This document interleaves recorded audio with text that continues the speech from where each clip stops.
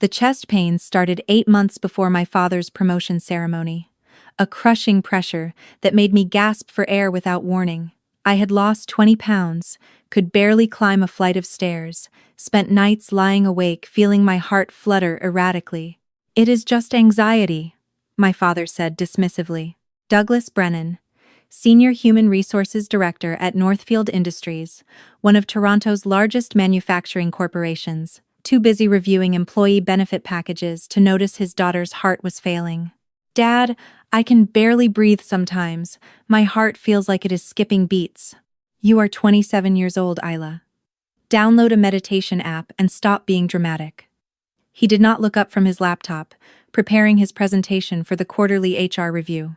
My stepmother, Victoria, nodded immediately. "Your father is being considered for Vice President of Human Resources. This is the biggest opportunity of his career. Can you please not make everything about yourself right now?" My younger half-brother, Connor, laughed from his spot at the kitchen table. "Isla always has some health crisis when Dad has something important happening. Remember her stomach issues during my hockey tournament finals? I had food poisoning that weekend. I was vomiting every hour." "Sure you were." Connor rolled his eyes. "You just wanted attention because everyone was focused on me for once." I had finally gone to the emergency room at Mount Sinai Hospital after nearly passing out at my graphic design job. The ECG showed what my body had been screaming for months. Severe cardiac arrhythmia with suspected underlying autoimmune myocarditis. My immune system was attacking my own heart muscle.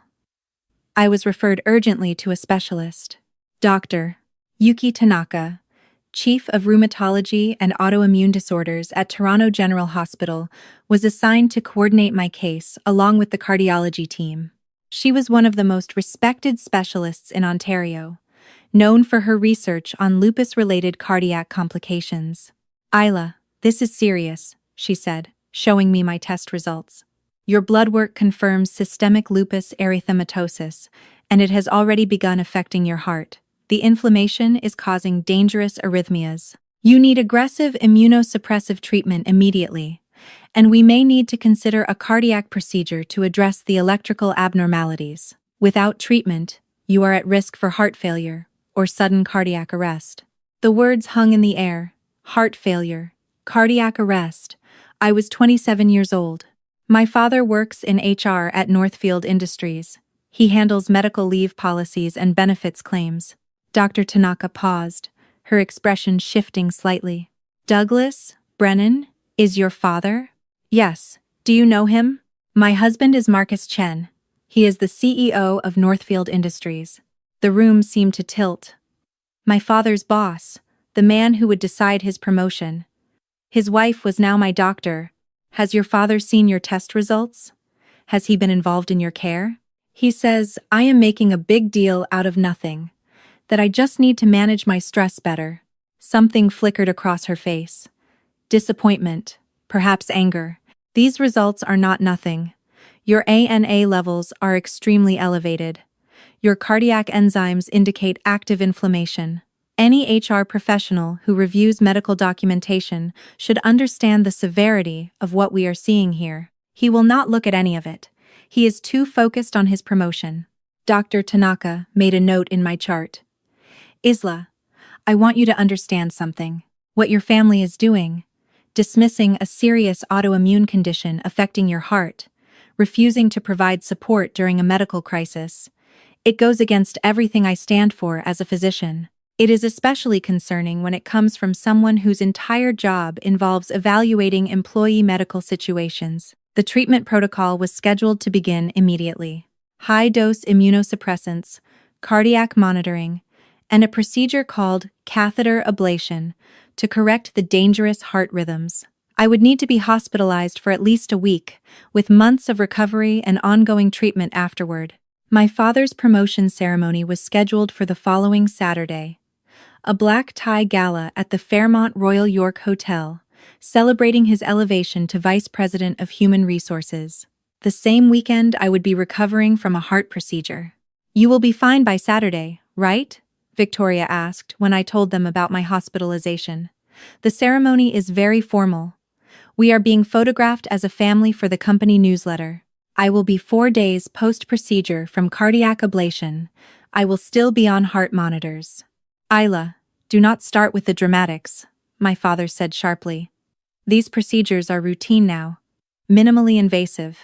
You will have some discomfort, but surely you can manage a few hours at an event. This is important. Dr. Tanaka said the ablation alone is 3 to 4 hours. Then I need monitoring for complications. My heart could still be unstable. Stop catastrophizing. These specialists always exaggerate to justify their billing. He turned to Victoria. She will be there. Even if she has to sit quietly, we need the complete family for photos. Marcus Chen will be presenting my award personally. Everything needs to be perfect. I stared at him. This man who spent his days reviewing medical leave requests, who decided whether employees' health conditions warranted time off, who prided himself on his understanding of benefits policies, and he was calling my lupus-related heart condition routine discomfort. Dad, my immune system is attacking my heart. This is serious. What is serious is you trying to undermine my promotion with your constant health complaints. His voice turned cold. I have worked 18 years at this company. 18 years, building relationships, proving my value, waiting for this opportunity. You will not sabotage it with your attention-seeking behavior. My best friend, Priya, drove me to the hospital on Tuesday morning. My father had back-to-back meetings he could not reschedule. Victoria was getting her outfit tailored for the ceremony. Connor did not respond to my messages at all. Dr. Tanaka found me in the pre-procedure area. My hospital bracelet reading Brennan, Isla in bold letters. The same surname as the man about to be honored 2 floors above where I would be recovering. Family not here? She asked gently. They have other priorities. Her jaw tightened. Isla, I need to be completely honest with you. Your cardiac inflammation is more severe than our initial imaging suggested. The ablation procedure will be complex. We have to be very careful because your heart muscle is already compromised by the lupus. There are real risks here, including the possibility we might not be able to correct all the arrhythmias. Should I be scared? You should be supported. But since you are not getting that from your family, I want you to know that my entire medical team is here for you. We have the best cardiac electrophysiologist in the province on your case. We will take care of you. The sedation began. The last thing I remember hearing was Dr. Tanaka saying, "We have got you, Isla. You are not alone in this." The procedure took nearly 5 hours. My heart had been more damaged than anyone anticipated. The ablation was successful, but I needed additional intervention to stabilize my rhythms. I woke in the cardiac intensive care unit with wires and monitors attached to my chest, an IV delivering immunosuppressants into my veins. Priya was there, her eyes red from crying and relief. You made it. Dr. Tanaka said the procedure went as well as it could given the circumstances. They corrected the worst arrhythmias. Your heart is stabilizing. My chest felt like it had been invaded because it had been. Catheters had been threaded through my blood vessels into my heart. The pain medication helped but could not eliminate the deep ache. Monitors beeped constantly, tracking every heartbeat. What about my family? Priya's expression darkened. Your dad posted on LinkedIn about his promotion ceremony preparations. Victoria shared photos of her dress on Facebook. Connor posted about some party he went to last night. Nothing about you. I closed my eyes. I had known. Some part of me had always known. Saturday evening, I had been moved to the cardiac step-down unit. Still attached to heart monitors, still receiving IV medications, but stable enough for a regular room. From my window, I could see the lights of downtown Toronto, including the Fairmont Royal York where my father's celebration was taking place. I imagined the champagne, the applause, the pride on his face. Priya showed me her phone, her expression troubled. Isla, your dad just posted photos from the ceremony. The images showed him in a perfectly fitted tuxedo, beaming beside Marcus Chen and other Northfield executives. The caption read, "Celebrating this incredible milestone with my wonderful family. So grateful for their support." His wonderful family. I was 12 floors up and 3 blocks away in a cardiac unit. Alone, except for the nurses checking my vital signs. Sunday morning, my phone began buzzing relentlessly. First Victoria, then my father, then numbers I did not recognize. Priya checked social media, and her face went pale. Isla, this is everywhere. The Northfield Industries Internal Communications Board had a new post that was already being shared publicly. A statement from the CEO's office regarding leadership values and family accountability. But there was more. Someone had recorded the promotion ceremony. The video showed the elegant ballroom of the Fairmont Royal York. Crystal chandeliers, executives in formal attire, the Northfield Industries banner displayed prominently. My father stood at the podium, accepting his award from Marcus Chen himself. I am deeply honored to accept this position as Vice President of Human Resources.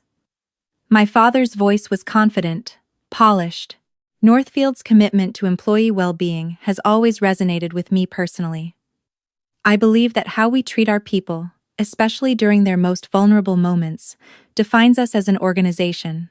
Supporting employees through health challenges, family crises, life transitions, that is the culture I am proud to lead. Applause filled the room. Marcus Chen shook his father's hand warmly. Then a woman's voice cut through the celebration. Her tone was calm but carried clearly. Is that why your daughter is recovering from cardiac surgery at Toronto General while you celebrate here? The room went silent. The camera found Dr. Yuki Tanaka standing near the back of the ballroom. She was dressed formally, clearly attending as the CEO's spouse, but her expression was steel. My father's smile froze. I beg your pardon? Dr. Tanaka walked toward the front of the room. The crowd parted for her instinctively. Your daughter?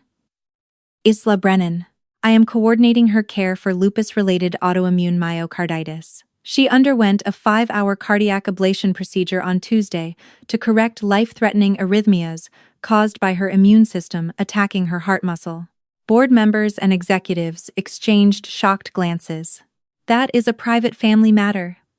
My father's voice had lost its polish. It is a leadership matter. Dr. Tanaka's voice was measured but devastating. You have just been promoted to Vice President of Human Resources. You will oversee all medical leave policies, disability accommodations, and employee health benefits for this organization.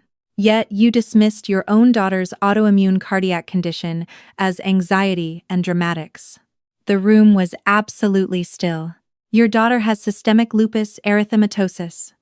Her heart was being destroyed by inflammation. She has been in the cardiac ICU and step-down unit since Tuesday while you prepared for this party. She had no family present during her procedure. No one visited her recovery room. Victoria's audible gasp was captured on the recording.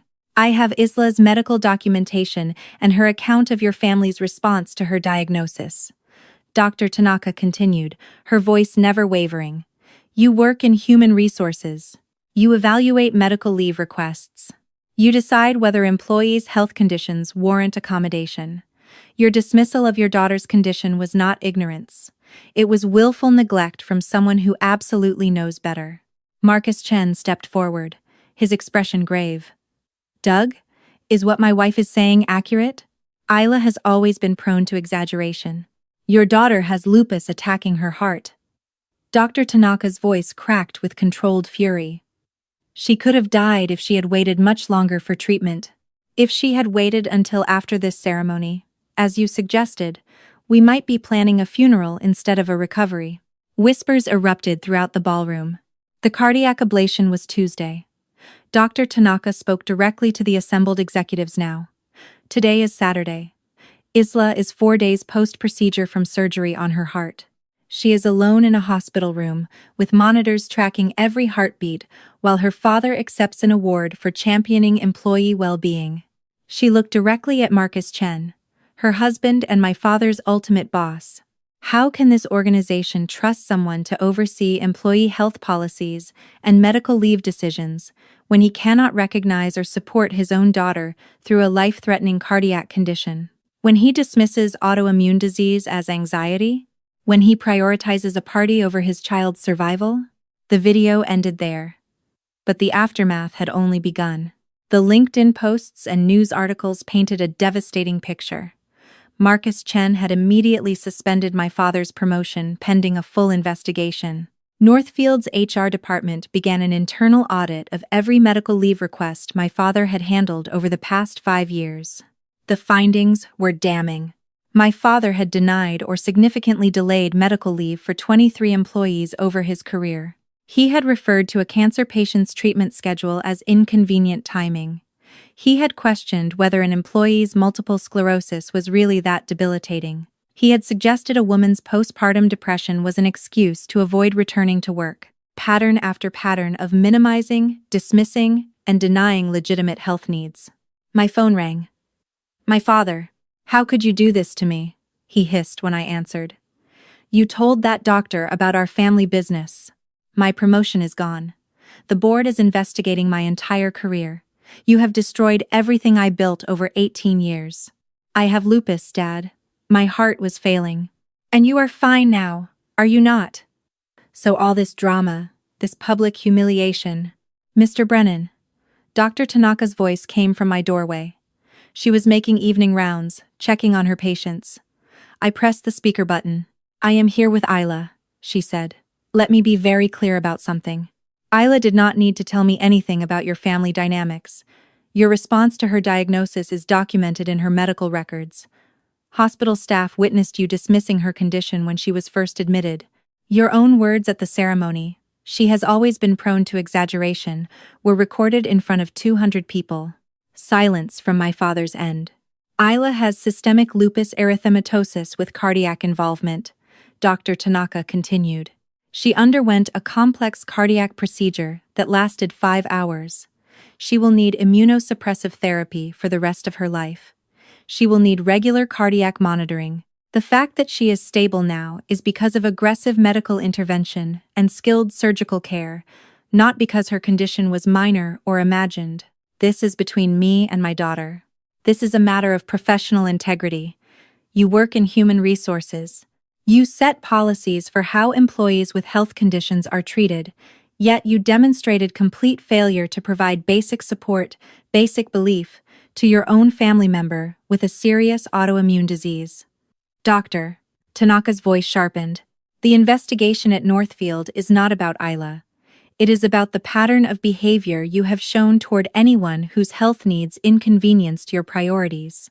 I have given 18 years to that company. And in 18 years, you never learned that lupus is not negotiable, that heart disease is not optional, that family support should not be conditional on whether it is convenient for your career." She paused.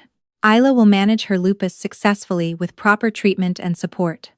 Whether you manage to salvage your career depends entirely on what the investigation uncovers. Based on what I have heard from my husband about the preliminary findings, I would not be optimistic." The line went dead. Dr. Tanaka checked my monitor readings, her expression softening. "How is your pain level?"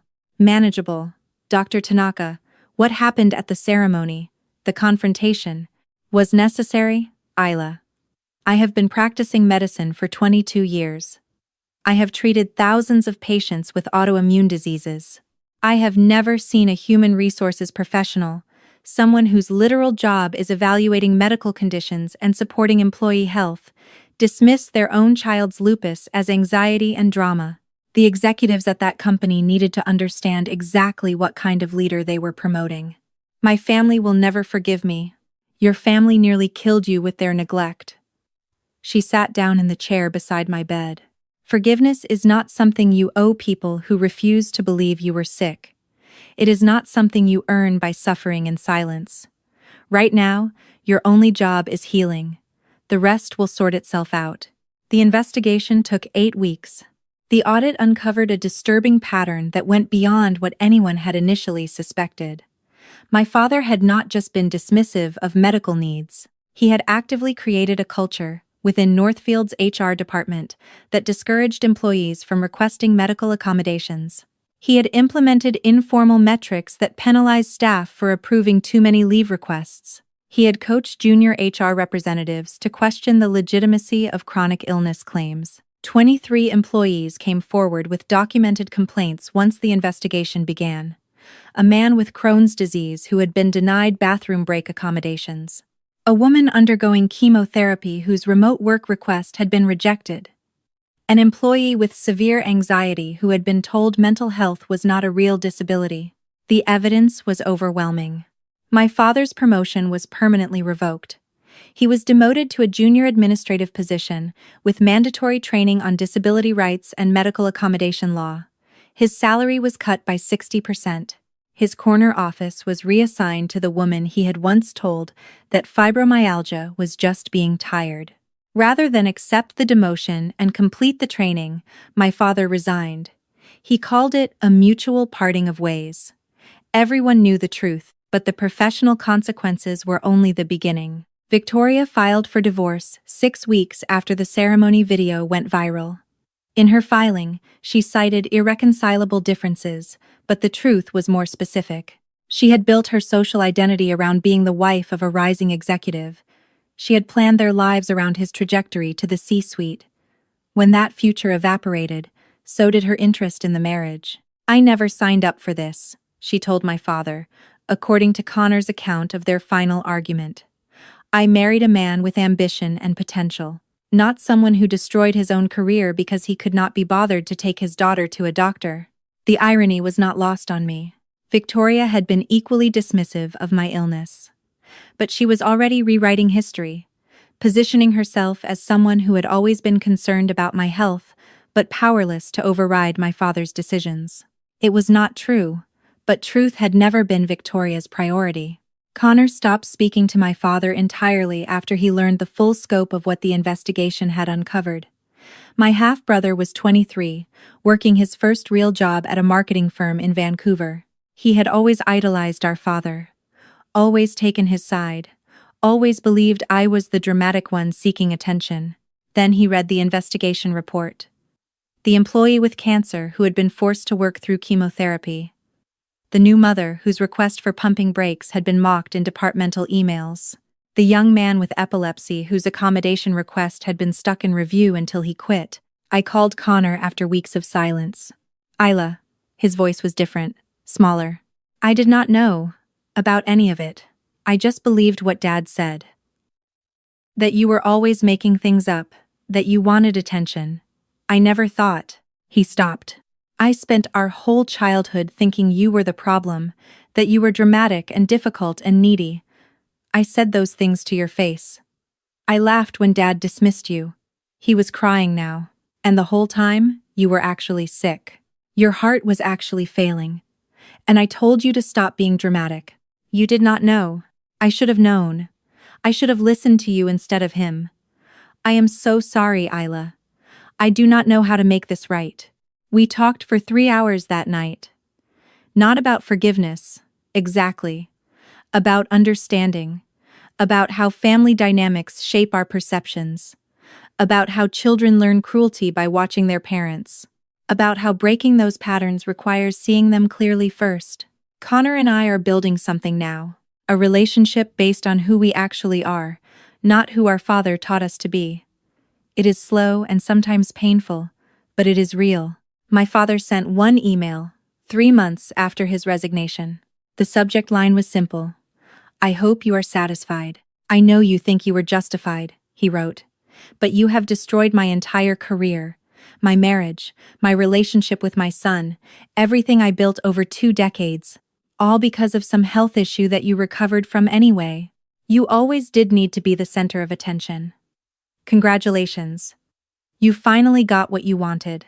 I read the email twice, then I deleted it without responding, because he still did not understand.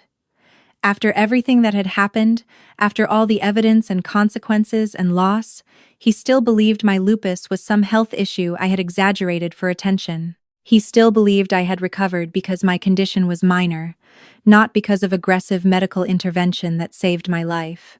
He still saw himself as the victim of my need for drama rather than the architect of his own destruction.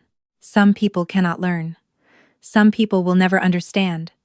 Some relationships cannot be salvaged because one person refuses to see reality. I made peace with that. 6 months post-procedure, my cardiac scans showed significant improvement. The ablation had successfully corrected my arrhythmias. The immunosuppressive medication was controlling my lupus activity. Dr. Tanaka called my progress remarkable, given how advanced my disease had been when I finally received proper treatment. You caught this just in time, she told me during a follow-up appointment.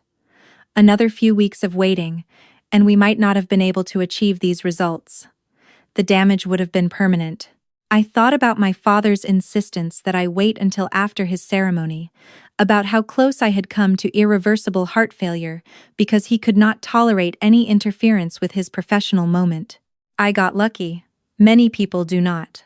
8 months after my diagnosis, I was stable enough to return to work, but I did not go back to graphic design.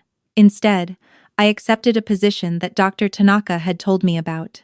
Northfield Industries was creating a new role as part of their organizational reforms. A patient and family advocate in their employee wellness program, focused on supporting workers navigating serious health conditions. Marcus Chen had personally championed the position's creation.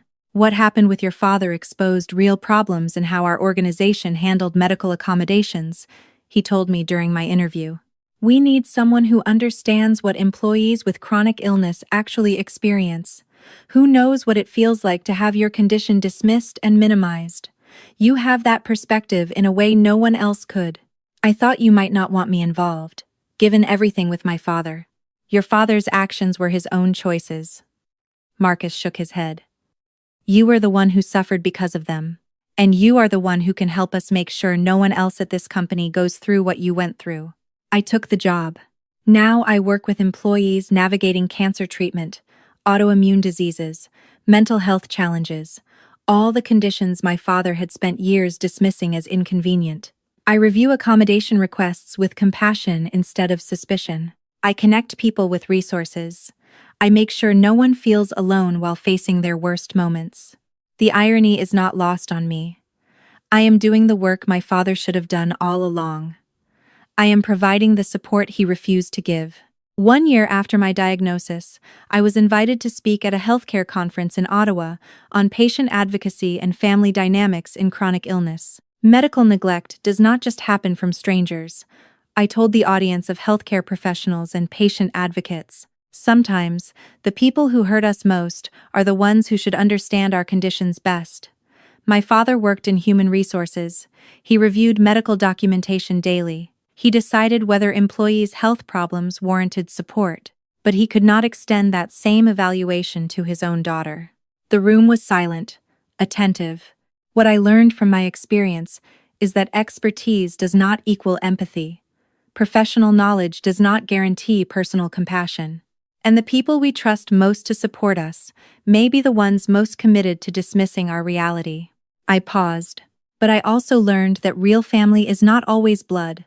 Real family is the friend who drives you to every appointment, the doctor who fights for your care, the brother who eventually sees the truth and chooses growth over denial. Real family shows up when you are dying, not just when you are celebrating. The standing ovation lasted almost a minute. Dr. Tanaka found me afterward in the reception area. Your father called Marcus again, she said quietly. He wants to meet with you. He says he is ready to apologize. What did Marcus say? That you are thriving without him. That perhaps he should focus on learning from his mistakes instead of seeking forgiveness he has not earned. I smiled. Thank you. For everything. For the treatment, the advocacy, the truth at that ceremony. You changed my life. You changed your own life by surviving and speaking out. She squeezed my hand. You have changed company policy at Northfield. You have influenced how other organizations think about medical accommodation. Your story matters. I am 2 years post-diagnosis now. My lupus is well controlled with medication and lifestyle management. My heart is strong. I have regular checkups that show continued improvement. I will live with this disease forever. But I will live. I work every day with people facing their own health battles. I help them navigate systems that were not designed with their needs in mind. I make sure they know their conditions are real, their pain is valid, their need for support is legitimate. I am surrounded by people who showed up when my family would not. Priya still drives me to appointments when she can. Connor visits from Vancouver every few months, slowly rebuilding what our father's influence had damaged between us. My colleagues have become genuine friends. Dr. Tanaka checks in regularly, even though I am technically no longer her patient. My father lives alone in a condo in Mississauga now. He works part-time as a consultant for small businesses, nothing like the executive career he once had. Victoria remarried last year. Someone in finance, I heard. Connor has not spoken to him in 18 months. I do not know if my father has changed. I do not know if he ever will. Some part of me hopes he eventually understands what he did, not for my sake, but for his own. Living with that kind of denial must be exhausting. But his understanding is not my responsibility. His growth is not my project. My only job is living my life well, supporting others facing similar struggles, and being the kind of family member I wished I had during my darkest moments. The biggest lesson I learned through all of this is that survival is not dramatic. Asking for help is not attention-seeking. Advocating for your own health is not making everything about yourself. And sometimes, the people who should love you most are the ones least capable of seeing your reality. That is not your failure. That is theirs. I survived not because my condition was minor. I survived because I finally got the care I needed, surrounded by people who believed me when my own father would not. And that taught me the most important truth. Your value is not determined by whether difficult people choose to see it. Your reality does not require validation from those who benefit from denying it. Your life is worth fighting for, even when the people closest to you will not join the battle. Dr. Tanaka showed up. Priya showed up. Eventually, Connor showed up. The medical team showed up. Complete strangers at Northfield who read my story showed up with their own accounts of being dismissed and denied. My father showed up for a promotion party while I recovered from heart surgery alone. That told me everything I needed to know about whose opinion actually matters. I survived. I thrived. I built a career helping others. I found family in unexpected places. I learned that chronic illness does not make you weak, but fighting through disbelief makes you stronger than you ever imagined. And now, every time I help an employee at Northfield navigate their own medical crisis, every time I ensure they feel believed and supported, I know I am doing work that matters. Work my father never could have done, because he never understood that people are not problems to be managed. They are human beings who deserve compassion.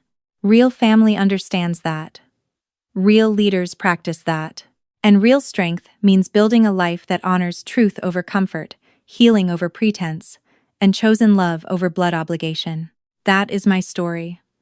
I share it not for sympathy, but for anyone else out there being told their pain is not real, being dismissed by the people who should support them most, wondering if maybe they really are just being dramatic. You are not dramatic. You are not seeking attention. You are not exaggerating. You are surviving. And survival is revolutionary.